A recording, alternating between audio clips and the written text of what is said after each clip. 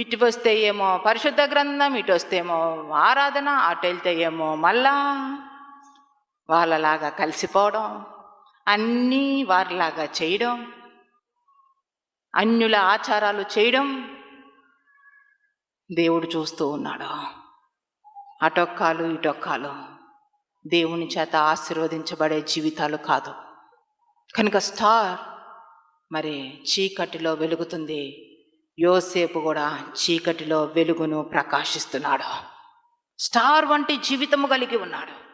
పోతీఫరు భార్య మరి యోసేపుని తను బలవంతం చేసినప్పుడు యోసేపు అంటున్నాడు, జీవము కలిగిన దేవుని ఎదుట ఇంత భయంకరమైన దుష్కార్యములు నేను ఏ రీతిగా చేస్తాను.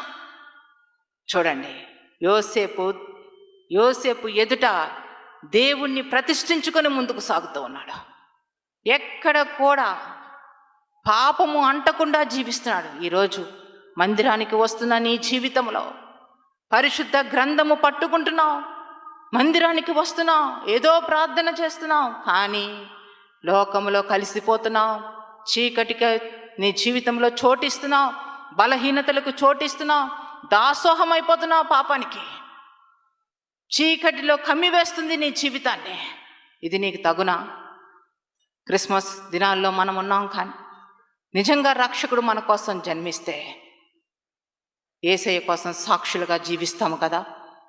ఆ రక్షణని మనం వ్యర్థము చేసుకోము కదా.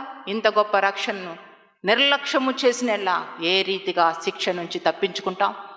కనుక ఎక్కడ మీరున్నా దేవుని వాక్య ప్రకారం పరిశుద్ధతను కాపాడుకునే వారిగా ఉండండి.